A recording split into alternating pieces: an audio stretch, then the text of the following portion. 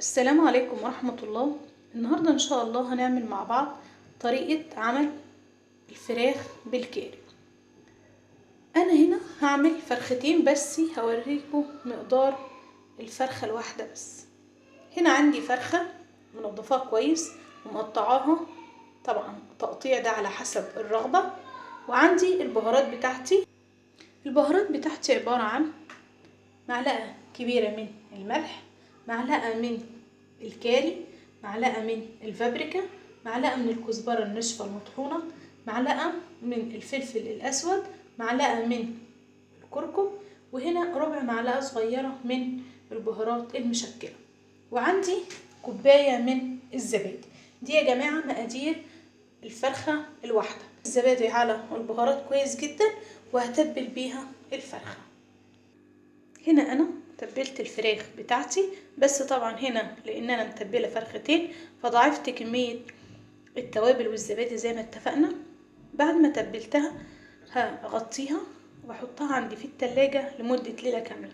ممكن انتي لو مستعجلة تسيبيها في التتبيلة دي من ساعة لساعتين، بس الافضل انها تقعد في التتبيلة ليلة كاملة.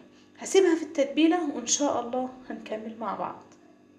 بعد ما سبت الفراخ تتبل في التتبيلة بتاعتي لمدة ليلة كاملة، هجيب صينية واحط فيها مادة دهنية، طبعا على حسب الرغبة زيت او سمنة، بس هنا انا استخدمت زيت على اساس تبقى خفيفة.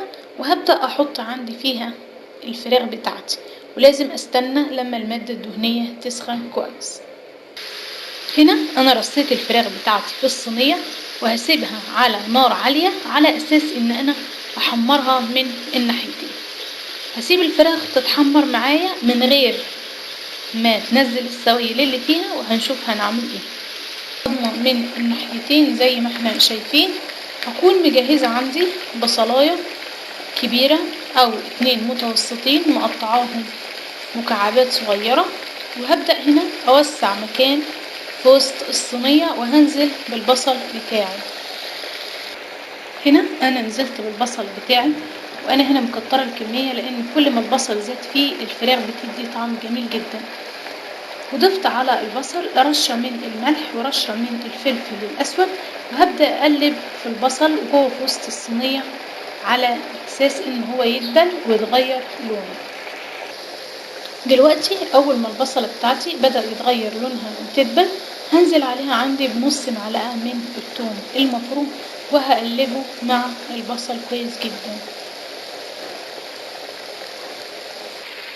ثم بدأت اقلب كل الفراخ مع البصل بتاعي على اساس ان البصل والثوم يندمجوا مع الفراخ كويس. وهنا ابدأ اول ما بدأ يندمجوا مع بعضهم هكون مولعة الفرن على درجة حرارة من 180 ل 200، وهدخل الصينية في الفرن وهحط عليها غطا على اساس ان هي تنزل كل كمية السوائل بتاعتها وما احتاجش ان انا اضيف اي مية للفراخ. كويس. هبدأ ارفعها على الرف الاعلى، هبدأ ارفعها على الرف الاعلى واطفي عليها من تحت واولع عليها. ده شكل الفراخ بتاعتي بعد ما خرجت من الفرن زي ما اتفقنا. حطيناها من تحت، حطيتها من تحت في الفرن من تحت لغاية ما استوت، واول ما استوت رفعتها في الرف الاعلى وولعت عليها الشواية. طبعا اللون ودرجة التحمير ده على حسب الرغبة. ريحتها جميلة جدا وطعمها جميل. جربوها وان شاء الله تنول اعجابكم. والسلام عليكم ورحمة الله وبركاته.